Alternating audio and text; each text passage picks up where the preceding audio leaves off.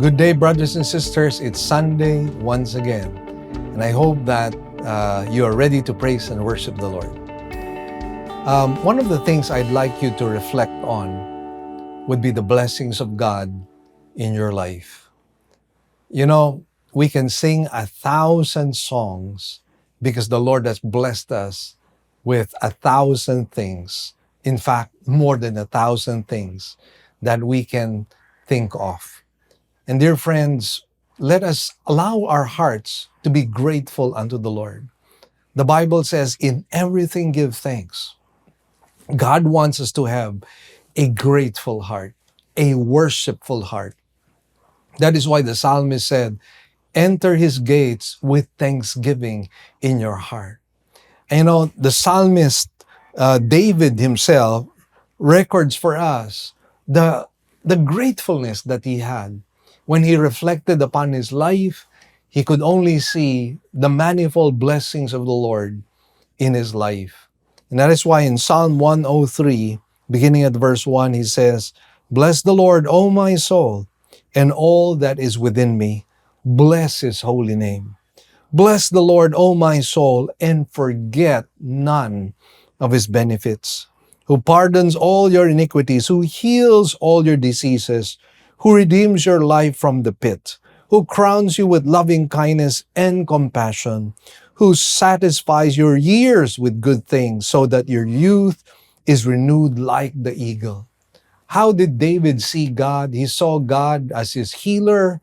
He saw God as his deliverer. He saw God as his blesser. He saw God as the one who protected him, strengthened him, built him up, and many other things. And for that, he was a grateful person. If you recall the story of the 10 lepers, how many went back to the Lord? Only one leper returned to the Lord and thanked him. And sometimes this is what is so lacking with so many believers, a lack of gratitude, a lack of thankfulness.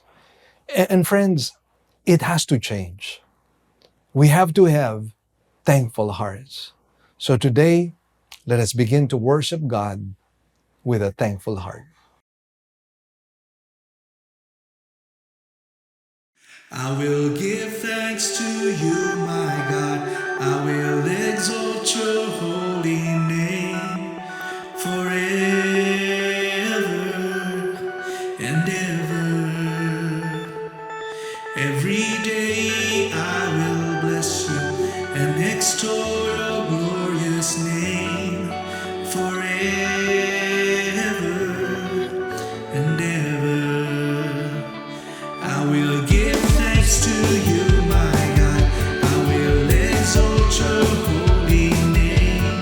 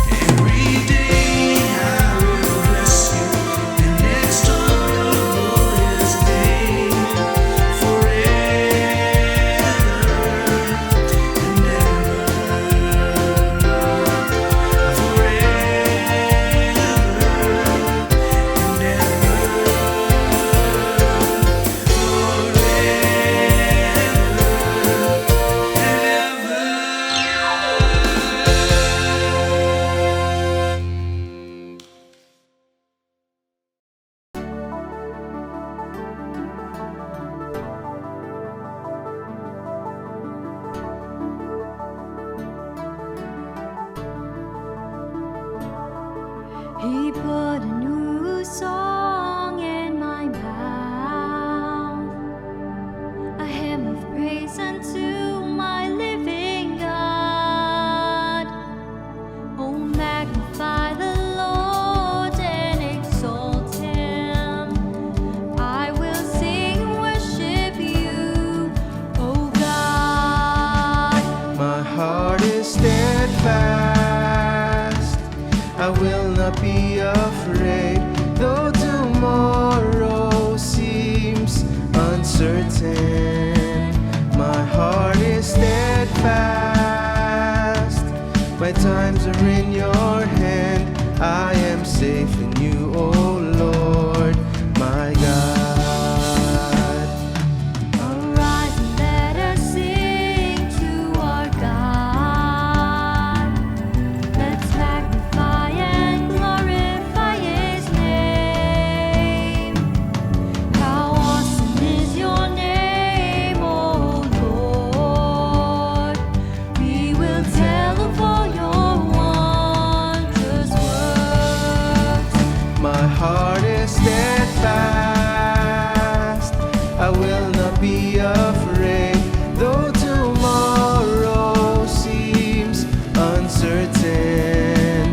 My heart is steadfast, my times are in your hand, I am safe in you, O Lord, my God. Though the mountains fall, I will not be moved.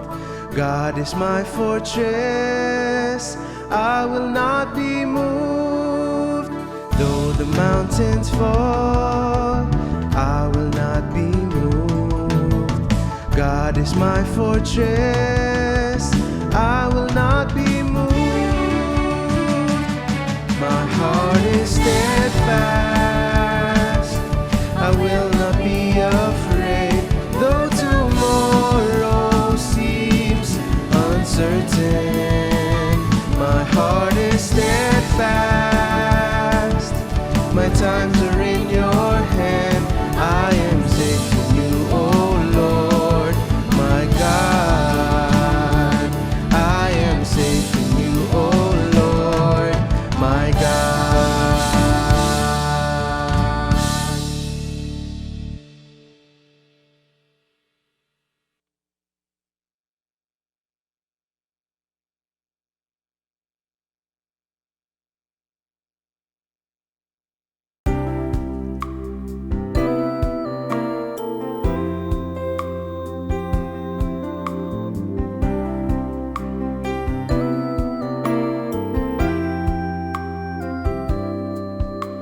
I worship you in spirit and in truth.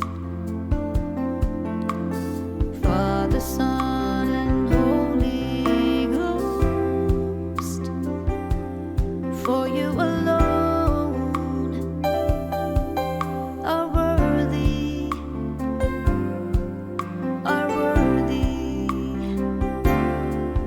As the deer panteth for the water, so as my soul longs after you.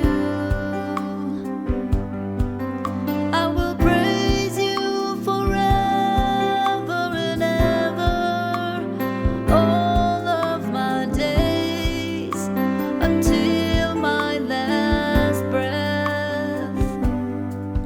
Oh Lord,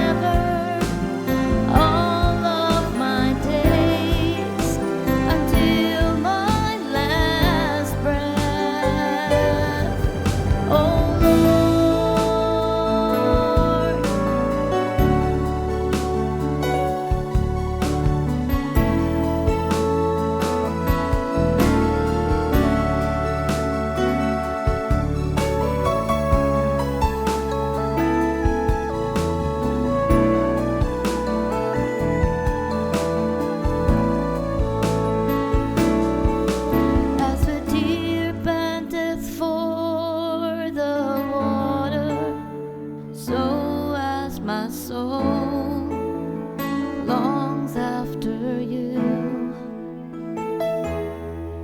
I will praise you forever and ever, all of my days, until my last breath. Oh Lord, I have come to praise you and lift up your name above all the earth. I will worship you forever and ever, all of my days, until my last breath. Oh Lord.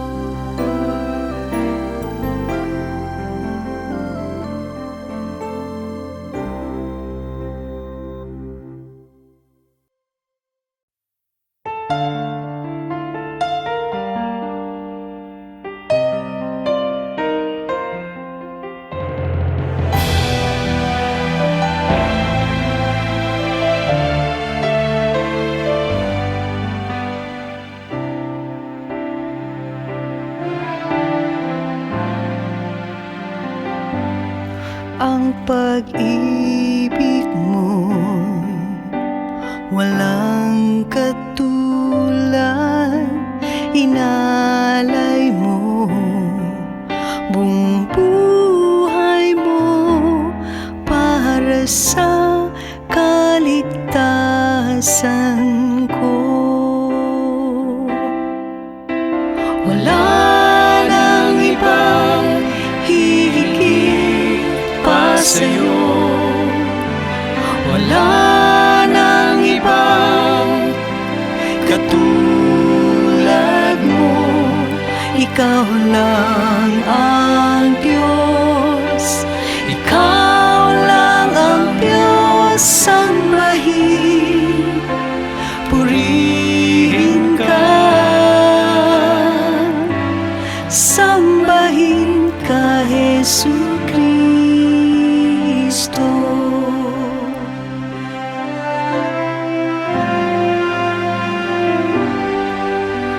Aking Ama, puno ng awa, dakila ka, tapat kang tunay, tanggapin ang awit ko. Wala nang ibang hihigit pa sa'yo, wala nang ibang katulad mo. Ikaw lang ang Diyos, ikaw lang ang Diyos. Sambahin, purihin ka, sambahin ka, Jesucristo.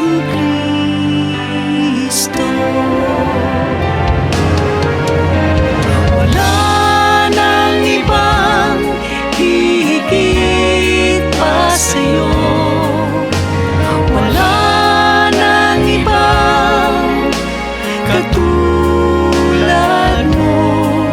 Ikaw lang ang Diyos, ikaw lang ang Diyos. Sambahin, purihin ka, sambahin, purihin ka, sambahin ka, Jesucristo.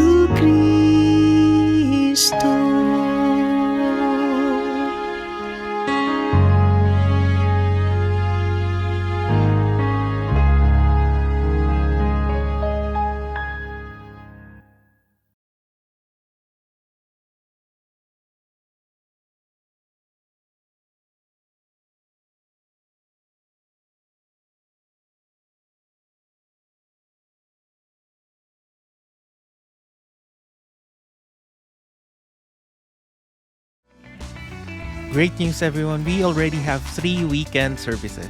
Every Saturday at 9 a.m. for the Cebuano service, and 2 services on Sundays at 9 a.m. and 4 p.m. for the English services.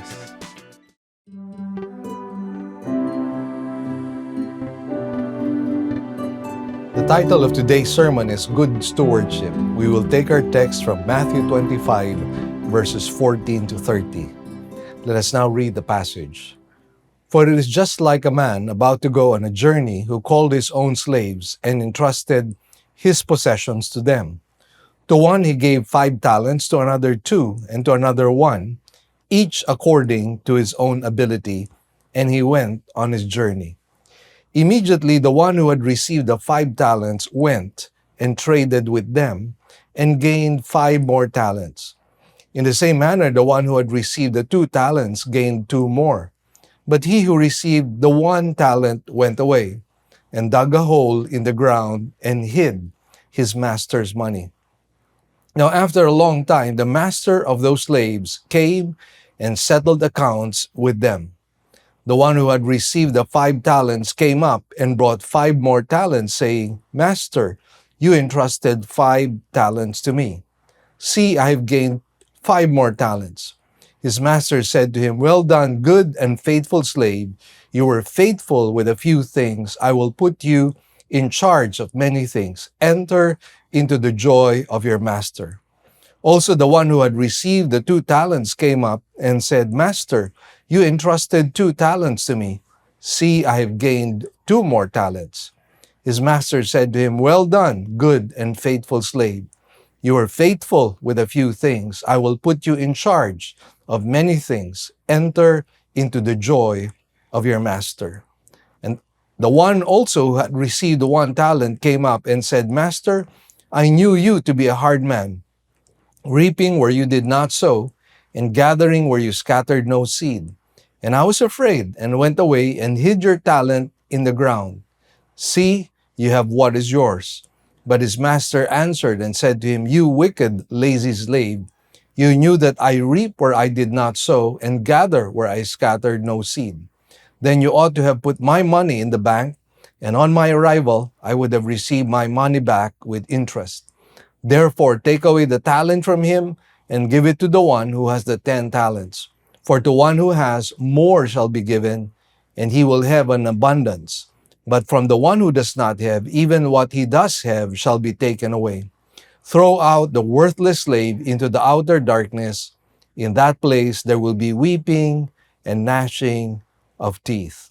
Let's bow our heads in prayer. Lord, we thank you and bless you, Lord, for this blessed time, this blessed Sunday. And Lord, once again, we seek your face so that we might truly be ministered by you. And we ask, Lord, the blessing of your Holy Spirit so that as we expound on the Word of God, it will come across with power into the hearts of your people. And Lord, we pray that there will be transformation, there will be conviction, there will even be repentance. Lord, we seek that your name be glorified. In Jesus' name we pray. Amen and amen. You know, one of the grand illusions that you and I have is that we think that we own certain things. And perhaps it's because of all the blood, sweat, and tears that we have shed, that we think that whatever we have in terms of material possessions, in terms of money, it all belongs to us. Because we think it is a product of our hard-earned work. Now, I just like to say this, dear friends. We do not really own anything. David himself said, what do you have? I'm sorry, not David, but Paul. He said, what do you have that you did not receive? And so all things have been received by us. And it was James who said that every good and perfect gift comes from the Father of lights. And therefore, dear friends, we have to see ourselves in a proper place. We are merely stewards. And what stewards mean is that we are merely the managers of God's resources. We don't own anything. We are simply managing what God has given to us, whether it be in terms of ability and resources. All of it really comes from the hand of God. Now, I think this posture of humility is very important because if we do not understand stewardship, if we do not understand God as the owner of all things, then we will have this tendency of self-entitlement, boastfulness, arrogance, and we would think that in the presence of God, we have certain rights that God owes us. Friends, I'm here to tell you, God does not owe us anything. In fact, we owe God big time, most especially because we are undeserving sinners. Now, the objective of this passage of Scripture is to teach us three principles in stewardship. So the first principle is found in verses 14 to 15, wherein it says, God entrusts His own for our stewardship. And then in verses 16 to 18, there are two ways to respond to stewardship as found in verses 16 to 18. In verses 19 to 30, God will demand an accounting on our stewardship. So let's unpack our study today, and let's begin with God entrusts His own for our own stewardship. Again, let's read verse 14 and 15, but for now, we will just read verse 14. It says, "For it is just like a man about to go on a journey who called his own slaves and entrusted his possessions to them." Now, when we look at this parable, I think it is very important that we see that there are certain analogies that the Lord is pointing out here. Analogies that refer to Christ and analogies that refer to us as stewards of the manifold grace of God. Of course, the primary audience here happens to be that of the Jews who will be born in the tribulation period. Now, not really born, but they will be existing in the tribulation period. So let me just correct myself on that. But having said that, there is an application for us believers in our day and in our time. So here, when it says there was a man who went on a journey, it somehow refers to the Lord's departure when He ascended on high during Pentecost. And you and I know that He has been seated at the right hand of the Father. So, in a sense, He is in heaven on a journey. But you and I know that one day our Lord Jesus Christ will return. He will return for His church in what is called as the rapture. But the coming of the Lord Jesus Christ for the church would be merely in the clouds. But then when it comes to Israel and the tribulation saints, we're talking really about the second coming. And this will happen after the tribulation period. And during that time, the Lord Jesus Christ would establish His kingdom here on earth.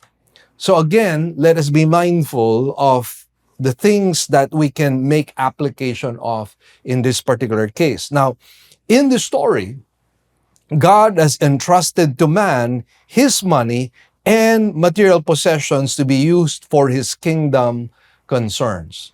So again, this is an aspect of stewardship that is very important for us to understand. The things that you and I have, God has merely entrusted them to us.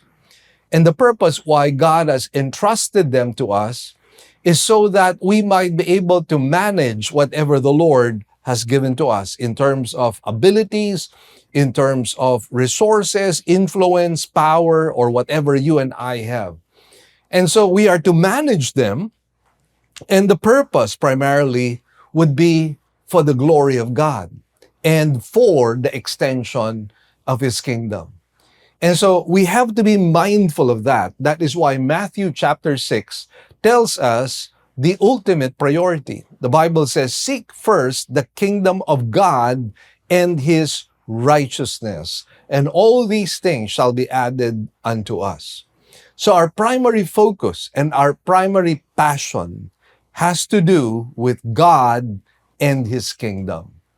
Now, moving on, we find here in verse 15 that it says, to one he gave 5 talents, to another 2, and to another 1, each according to his own ability, and he went on his journey.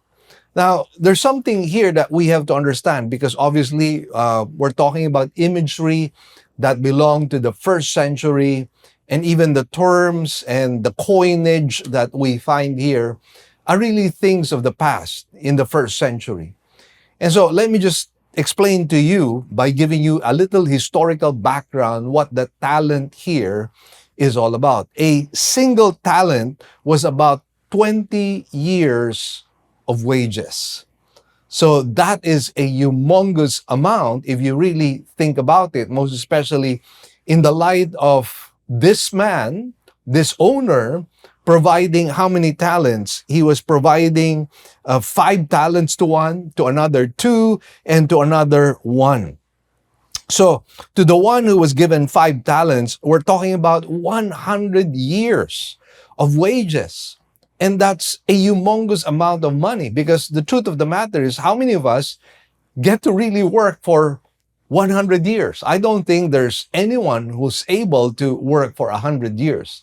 And yet the amount given to him amounts to 100 years' wages. So we're talking about a humongous amount, an overwhelming amount of money.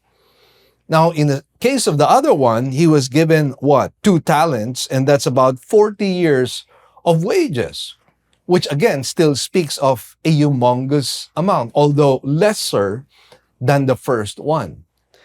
And then finally, one was given 20 years of wages, which again would still be a great amount of money, but then lesser than the first and the second one.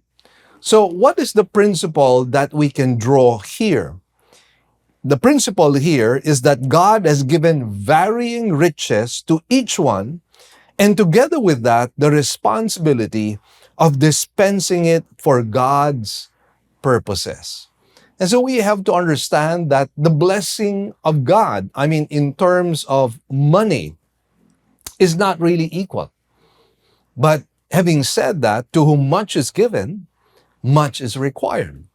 And therefore, if the Lord provides greater material resources for you, it means that you have a greater responsibility for the glory of the name of God and the extension of His kingdom. Therefore, God requires that you be a very good steward of this humongous amount, so that a portion of that, maybe even a large portion of that, might be used for kingdom concerns or a kingdom agenda. And so, this is the reason why Paul later on spoke to Timothy and said, "Let not the rich ones boast about their riches."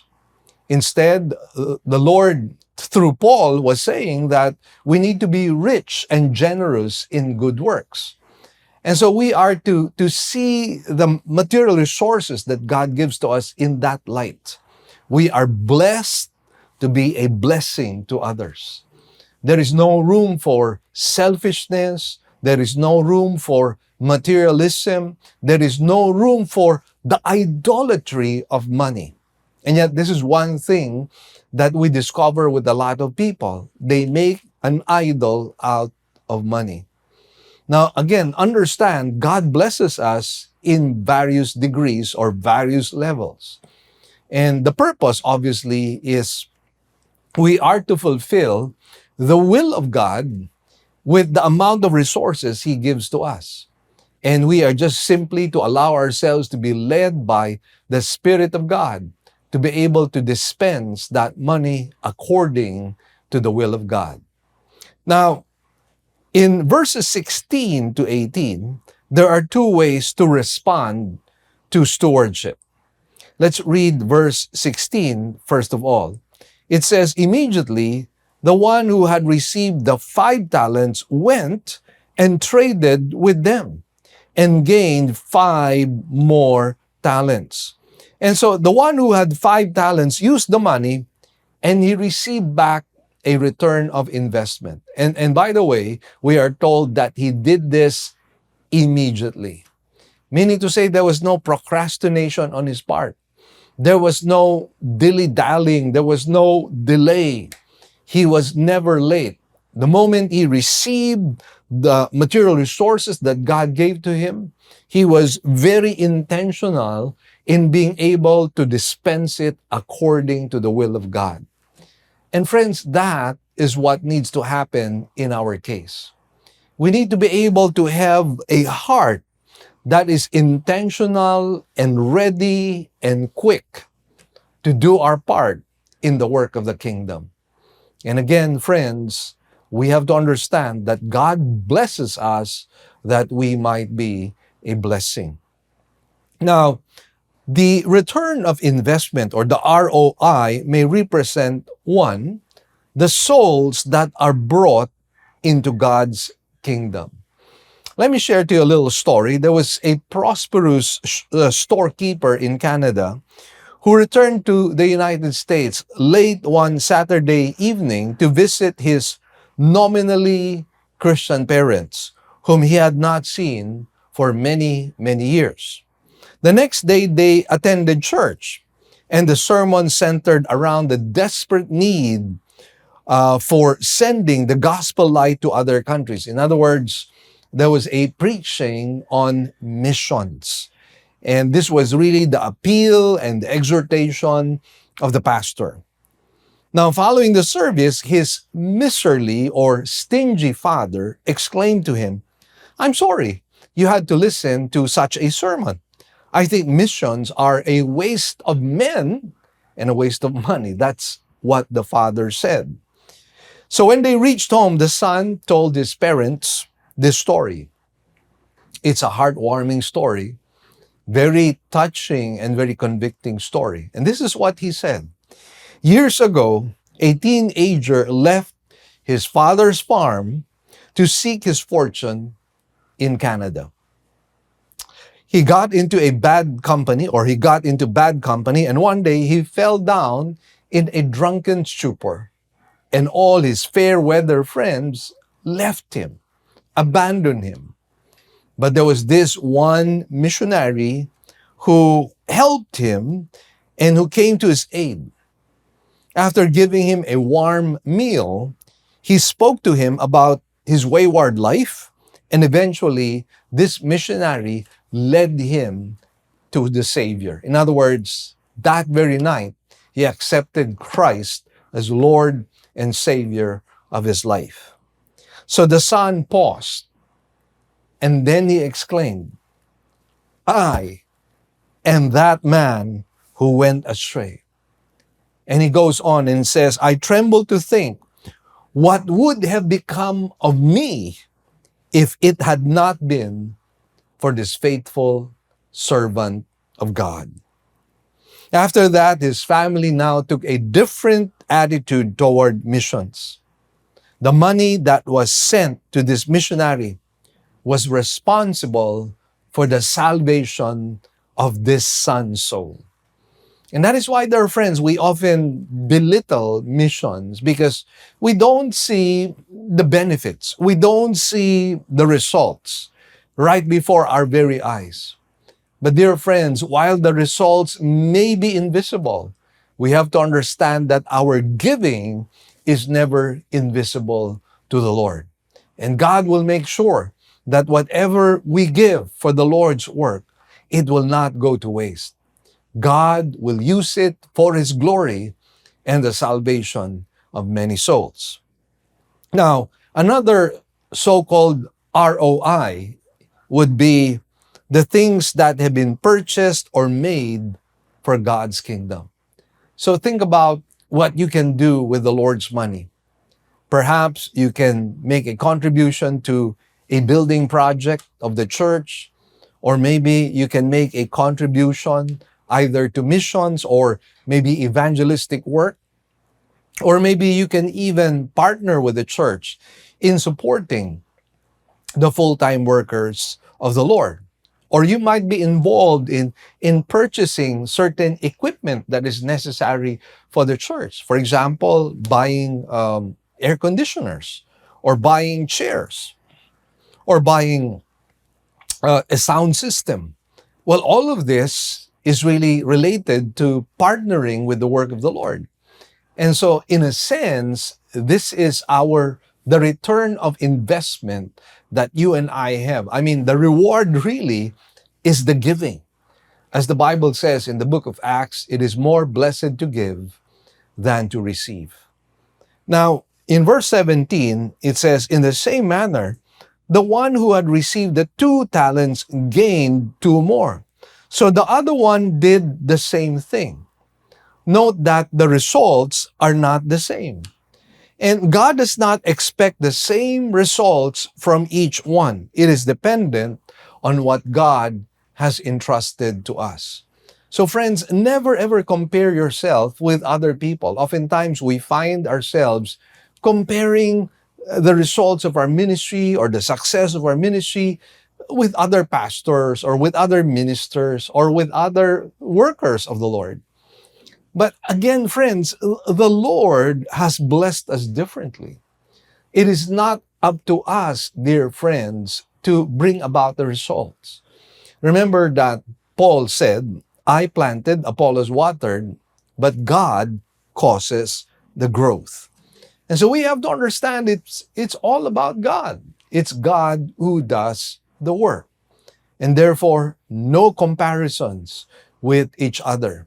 No envying, no arrogance. Whatever we do, it's all the work of God. So there should be no boasting at all, and there should be no envying at all. Now, the point is, we just have to be faithful with what God has given to us. And sometimes God may just give you a little. So what should you be doing about the little that God has given to you? Be faithful with the little that God has given to you. Use whatever little you have for the glory of God. Again, another story comes to mind. Wendell P. Lovelace related the following incident on a gospel broadcast he conducted in Hawaii. There was a little girl who loved the Lord and longed to share the message of salvation with those who have never heard the gospel. So she contributed, guess what, a little penny to a missionary to help with the work of evangelizing the people of Burma. And you might say, what can a little penny do? Well, that small coin was all she had, but it was given from her heart. It's much like the widow's mite. It was just a small coin. In fact, I have a little trinket back in my office, which is an authentic coin in the 1st century. And it's so small and so insignificant. That, in fact, is the widow's mite. And yet, dear friends, the Lord was greatly impressed with the widow, with the mite that she had given. I'm sure the Lord was likewise impressed with this young girl as well. Now, the worker on the foreign field was deeply touched by the child's earnestness and decided he would do the most that he could do with the penny. And after careful thought, what did he do? He purchased a gospel tract and personally gave it to a young chieftain. Apparently, the Christian did not know that the tribal leader was not educated well enough and therefore could not read, could not write. God, however, instilled within the ruler a burning desire to know the meaning of the leaflet. And he traveled 250 miles to find someone who could translate it and recite it to him. After he heard the gospel message, it was not long until the chief young ruler accepted the Lord Jesus Christ, and he was gloriously converted. Returning to his people, he told them what the Lord had done for his soul, and then, An entire village and many tribesmen who heard the good news accepted the Savior. All this and probably much more resulted from one dedicated penny given by this little girl to the Lord for the work of His kingdom. Friends, let us never ever underestimate the littleness of whatever we give to God. We may not have much. We may just be like the widow. We may just be like this little girl. And yet, in the hands of the Master, the little becomes much. I recall the story of how the Lord provided for the thousands of people in Galilee as they were sitting by the mountainside and listening to the preaching of the Lord Jesus Christ. And how many fishes were there? There were only about 2 fishes and 5 loaves of bread, if I'm not mistaken. And yet the Lord multiplied it to thousands of people. 5,000 men, and including the women and the children, maybe we're talking about something like 15,000, 20,000. God can do much with the little that we do. The important thing is the heart, the faithfulness that you and I have. Now, this teaches us again that we are never ever to compare our results with other Christians. We are not to feel guilty or condemned with what we have accomplished, for as long as we have done our best with what God has given to us.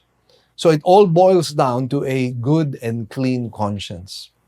Have I done my part? Did I not withhold anything from God? Did I give it my all? Those are the questions that we need to answer. And I believe that if we've done something earnestly, sincerely, fervently, from the bottom of our hearts, it will find God's approval. Now, it says in verse 18, however, but he who received the 1 talent went away and dug a hole in the ground and hid his master's money. So one, however, did not use the money at all. In the case of many others, not only do they not use whatever God has given, sometimes they spend it only on themselves for selfish things. And so again, that's not supposed to be the case. In the case of this slave, there is no desire to be faithful to God's stewardship. I hope that does not describe you. I hope that no one amongst us is thinking that I don't need to be a steward. I don't need to bless the work of the kingdom. God can do what He wants to do. He doesn't need me. Well, friends, that's true. He doesn't need you, but He wants your heart. And the way you can prove your heart is not worshiping the idol of money, is if somehow you learn how to participate with your resources in the work of God's kingdom. Now we move on and segue into the last part. God will demand an accounting on our stewardship as found in verses 19 to 30. It says, now after a long time, the master of those slaves came and settled accounts with them. The one who had received the 5 talents came up and brought 5 more talents, saying, Master, you entrusted 5 talents to me. See, I have gained 5 more talents.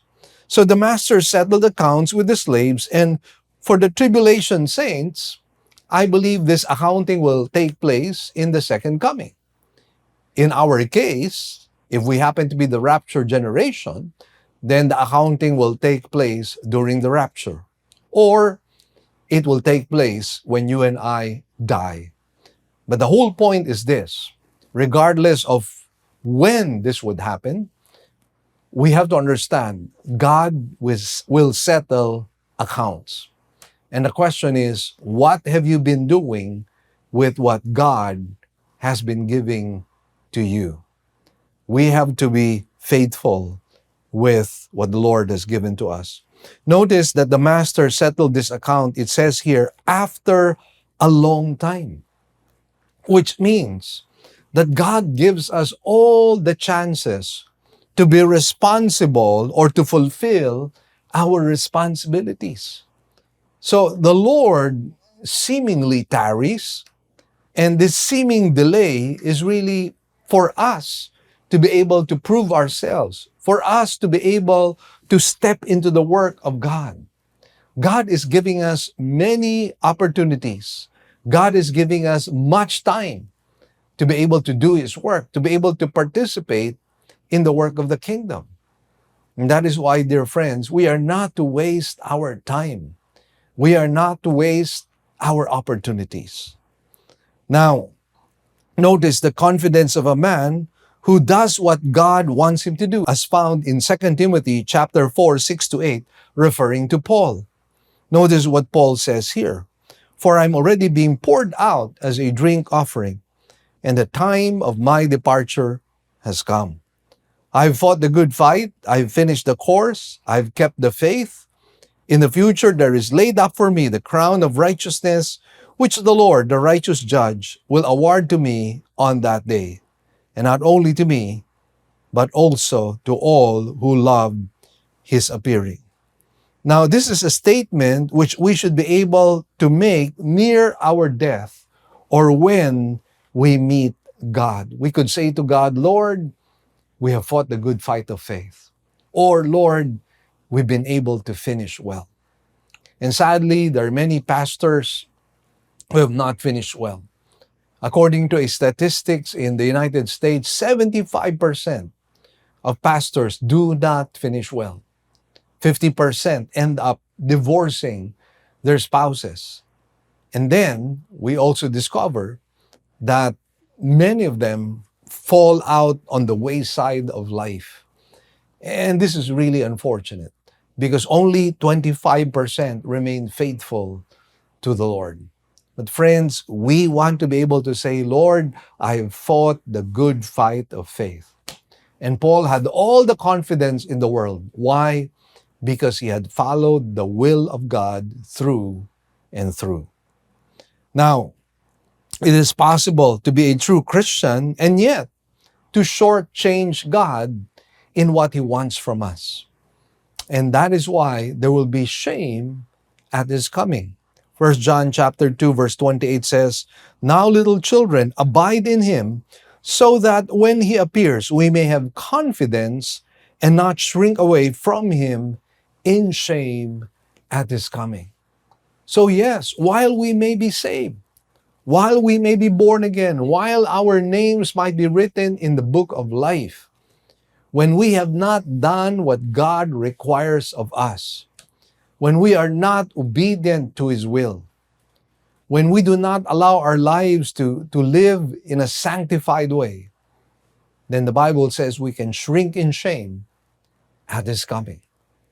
We will not shrink in shame because we're condemned, but we will shrink in shame because we have not done what God wants us to do. Let it be that there is no one amongst us who will fail the Lord in this matter.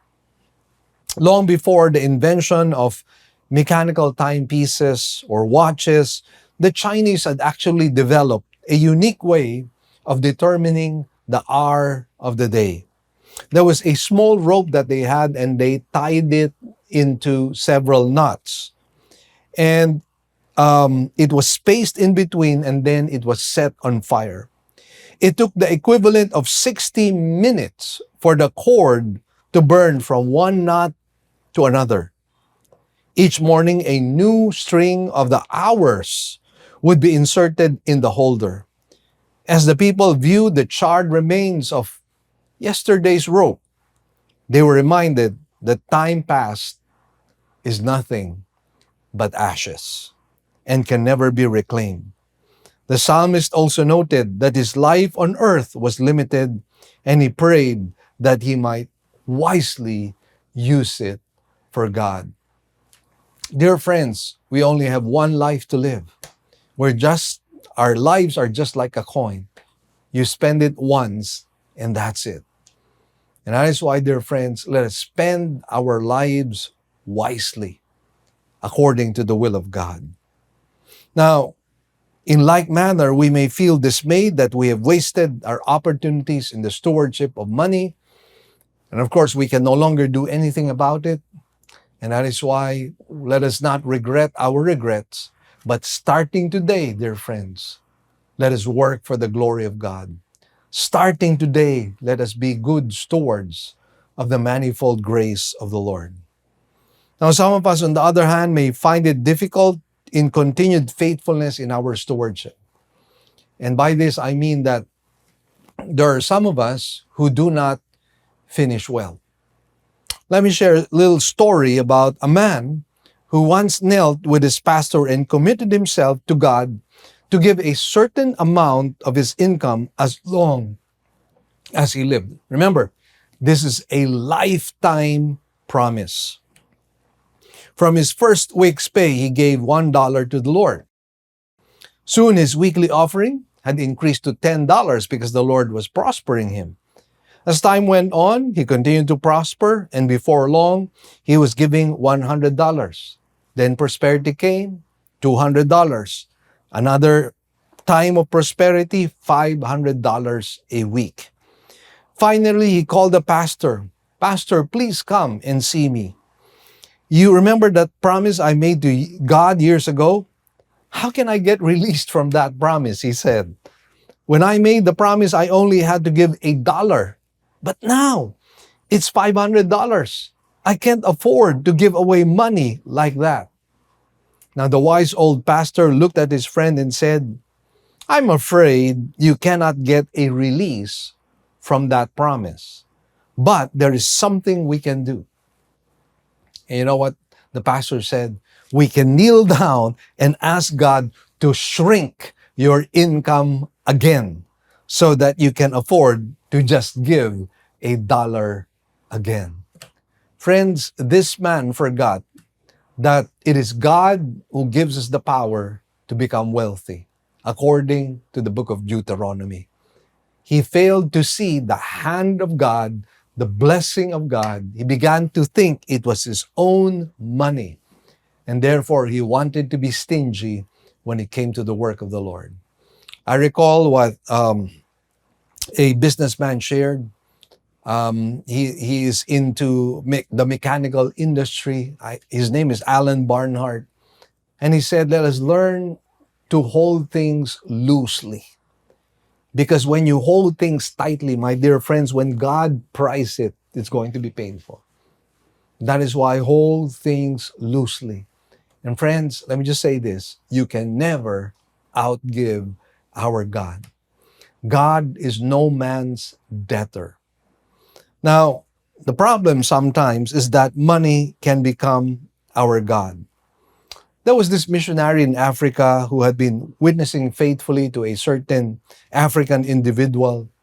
And following their conversation one day, the unconverted man placed a small statue and a silver coin and wrote something on each. So, an image on one side and the coin on the other side. Then he took 2 slips of paper and he wrote something on each. And so he placed one piece of paper on the statue, another piece of paper on money or the coin. And he said, please read this. He told the missionary, kindly read this. On the note by the idol were written the words, heathen God or pagan God. The sheet next to the coin bore the inscription, Christian God. This was the impression of this African, that while they themselves were worshiping heathen and pagan gods, on the other hand, the Christians were worshiping money. And I guess if we really are honest and we remove the hypocrisy from our hearts, we will have to admit that sometimes money is our God. But that, my dear friends, should not be the case. Now, in verse 21, it says, his master said to him, well done, good and faithful slave. You are faithful with a few things. I will put you in charge of many things, enter into the joy of your master. Now, there is no commendation that will feel more good than this kind of commendation when the Lord tells you, or when you're face to face with the Lord Jesus Christ, and He remarks, "Well done, good and faithful servant." I believe all of us would like to hear that. But unfortunately, you and I know not all of us will be able to hear those heartwarming words. Why? Because we have failed in our stewardship. We have treated money, we have treated our possessions, we have treated whatever we have as being our own. And I'm here to tell you once again, we don't own anything. Everything is handed down to us by God. Notice that faithfulness in money matters is but a small matter, or only a small aspect of the work of the Lord. How do we know that? With the phrase, a few things. You are faithful in a few things.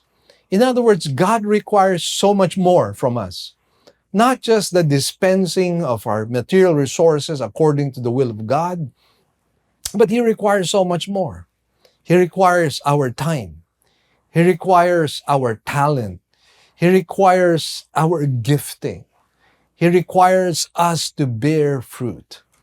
So, the dispensing of material resources is but just one aspect of our responsibility before the Lord. Yet, even in the small aspect, we have proven many times to be unfaithful to God. Let me tell you this. There are two rewards in faithfulness to the Lord. Number one, God will put you in charge of greater things. The word many is a contrast emphasis and indicates that this is great authority, not menial or petty authority. My dear friends, the Bible says we shall be kings in the millennial kingdom. We shall be kings in the second coming of the Lord Jesus Christ. We will be given authority. This will be true of the tribulation saints and the saints of the church. A second thing is, the Lord said, enter into the joy of your master, which may speak of the glories of the millennium and even joy itself. Now, this is not ordinary joy because it says, enter into the joy of your master. I don't think we even understand the fullness of joy that our master has. And that is exactly what he is going to give to the faithful ones. The faithful ones will receive the joy of the Lord. And you and I know that in the presence of God is fullness of joy. Can you imagine what the fullness of joy looks like? I don't think so. Because here on earth, our joy is somehow diluted by our anxiety, by our worries, our problems, and what have you. But once we enter God's kingdom, it will be fullness of joy. And that is why the question I need to ask you is, who in the world has the perfect joy? Well, no one. But we will have it one day in the second coming of the Lord. Reading verses 22 and 23, it says, also the one who had received the 2 talents came up and said, Master, you entrusted 2 talents to me. See, I have gained 2 more talents. And his master said to him, well done, good and faithful slave. You are faithful with a few things. I will put you in charge of many things. Enter into the joy of your master. So this is basically the same as the previous one. Faithfulness will have its rewards. The Bible says in the book of Hebrews that our God is a rewarder of those that diligently seek Him. And in verse 24 it says, and the one also who had received the 1 talent came up and said, Master, I knew you to be a hard man, reaping what you did not sow, and gathering where you scattered no seed. he calls the master a hard man. And he accuses him of getting where he did not contribute. He was a man of injustice and a man of oppression. And clearly, with the way that this man or this owner responded to the two other, shall we say, slaves, we can only say that he was a very fair man, that he was a man of justice, that he was a man who did not oppress anybody. In fact, he had blessed the previous two abundantly beyond probably their own imagination. And so this was a lie that this other slave was saying. This only proves that this slave did not really know his master. And maybe we can say that there are many people who do not really know God. And because why? Because God is not a hard God, but He is gentle and meek. God is not unjust, but a God of justice. He is not an oppressor, but merciful, a champion of the oppressed, the weak and helpless, and the widow and the orphan. That's who our God is.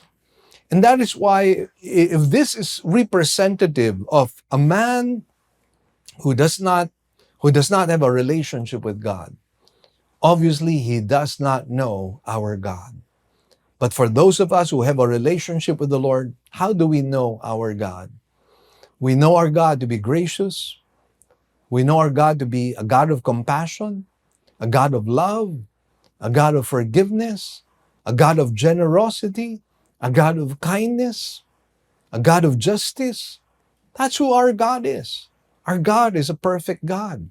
There's absolutely nothing wrong with Him. In verse 25, here we find the reasoning of the slave. He said, "And I was afraid and went away and hid your talent in the ground. See, you have what is yours." The ones who know God do not see God as somebody to be scared about. When we talk about the fear of the Lord, it's not shivering kind of fear, but rather it is reverential fear. A fear born out of gratitude, a fear born out of love, a fear born out of respect. But terror, a terrifying kind of fear, that only belongs to someone who does not have a relationship with the Lord. Since this person did not know God, he did not use God's money for God's kingdom concerns. And this is what we find with people who do not know the Lord. They would not be willing to dispense of their money.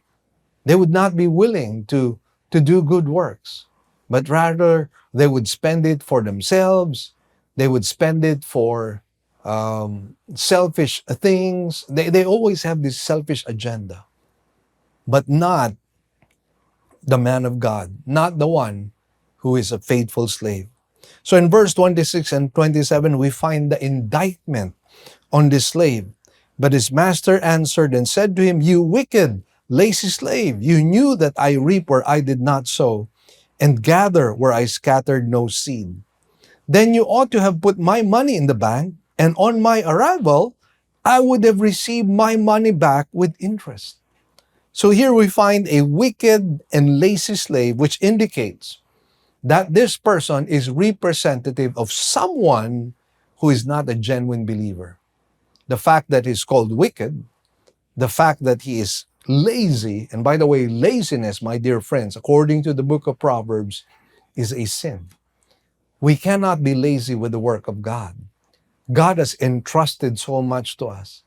God has given so much to us that we should be found wicked and lazy.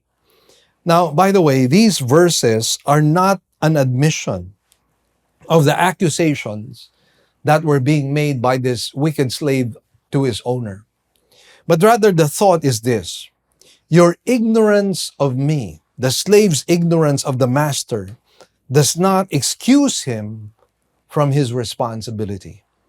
The word ought, by the way, is a Greek imperfect and signifies that since the master took a long time to return, the slave had all the time to invest the money.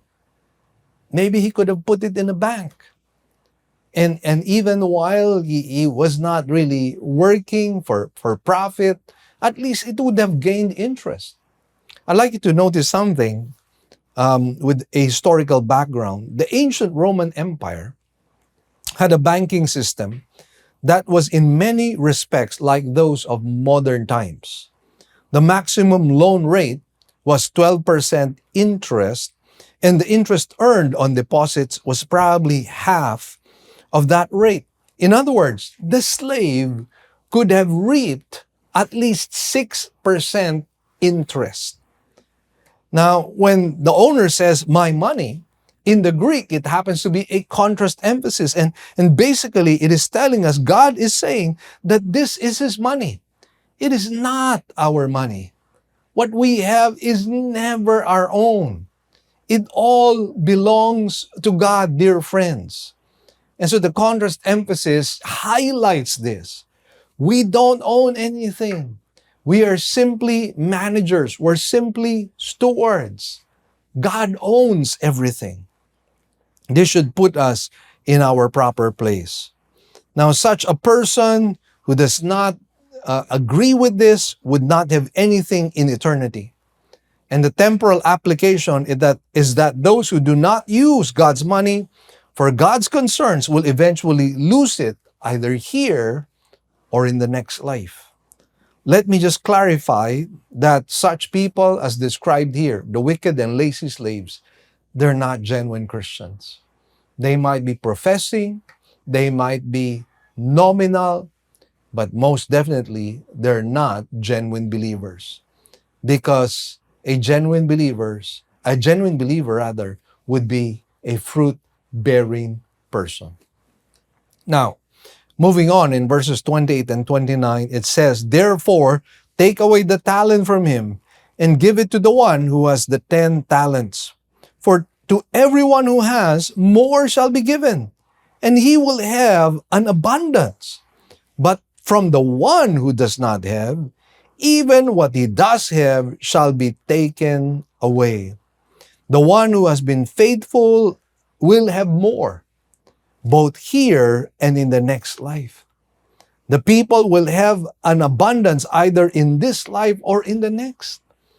And, this is the promise of the Lord, after all, through Paul, when Paul said to the Corinthians, he who sows sparingly shall reap sparingly, and he who sows abundantly will reap abundantly.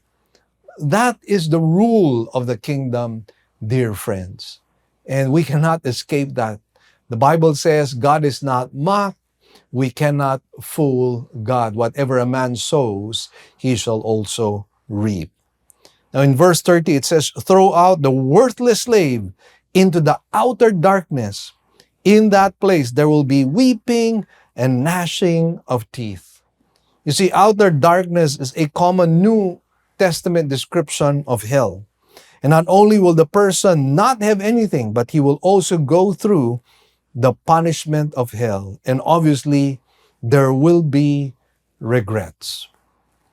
In his poem, Maud Muller, John Greenleaf Whittier wrote the well-known lines, for all sad words of tongue or pen, the saddest are these.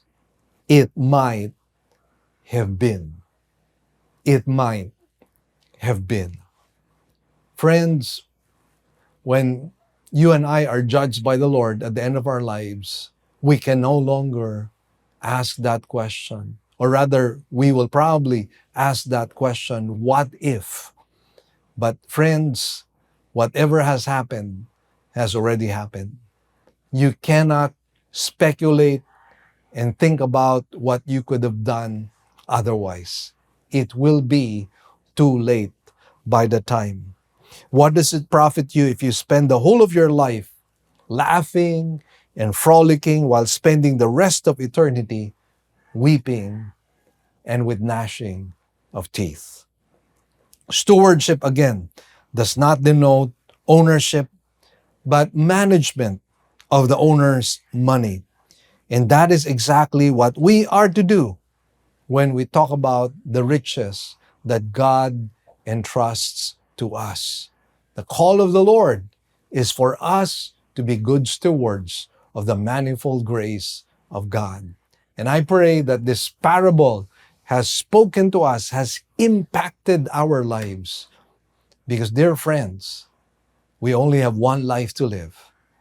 And I pray that you and I would be found to be faithful stewards, so that God could say at the end of our lives, "Well done, good and faithful servant."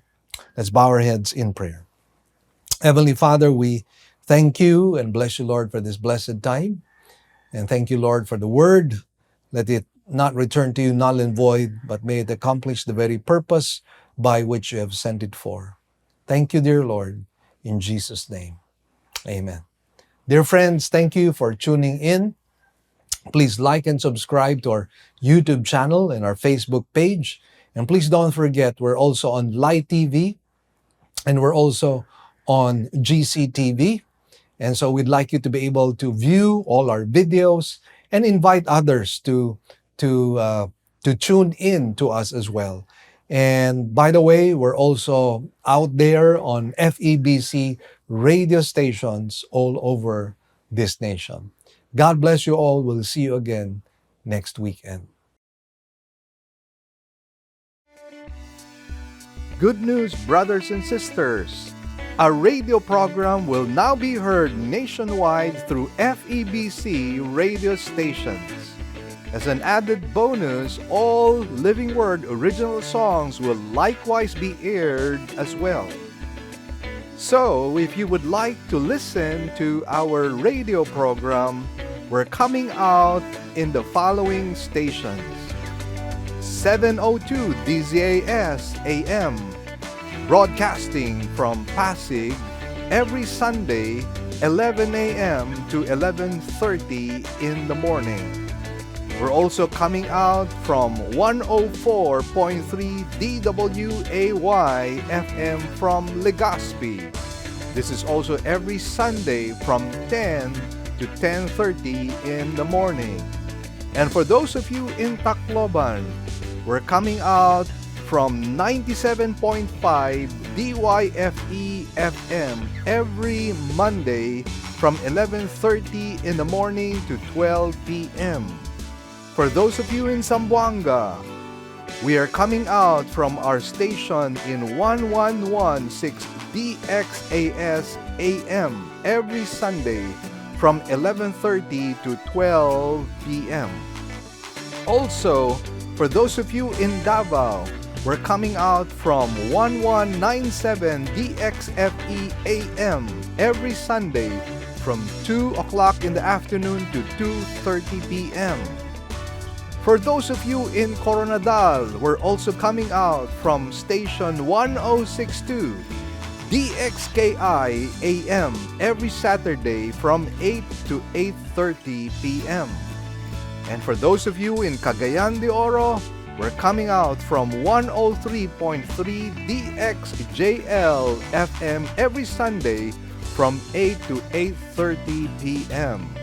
And for those of you from Metro Cebu, we're coming out from 98.7 DYFR FM every Saturday and Sunday from 8 to 9 p.m. Please tell your friends about this and tune in to our radio program. Let us pray that God might use this radio program to become a blessing to as many people as possible. God bless you all. Great news, everyone. We already have 3 weekend services every Saturday at 9 a.m. for the Cebuano service and 2 services on Sundays at 9 a.m. and 4 p.m. for the English services. We'd also like to thank our partners, our members who have been consistently giving to partner with us in the work of the Lord. We'd like to share our giving channels to those who would like to partner with us in the work of the Lord. You can deposit your love offerings to the following banks: Banco de Oro, Account name is LWCCCII. The account number is 001-000-60800. We also have a BPI account. Account name is Living Word Christian Ministries, Cebu Incorporated. Account number is 1021023481. Finally, we have RCBC. Account name is LWCCCII. Account number is 14520052886. To give via GCash, just follow these simple steps. From your GCash app, click Bank Transfer. In Bank Transfer, click the BDO icon under Select Partner Banks. Enter the amount, enter the name LWCCCII,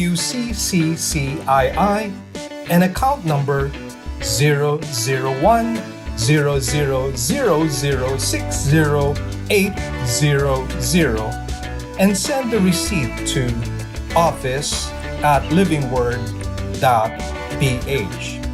Then click Send Money. You may also send your love offerings and donations online through our website. Go to www.livingword.ph and click Give, and then a dialog box comes out of it. Kindly click on your giving preferences. Thank you, and God bless.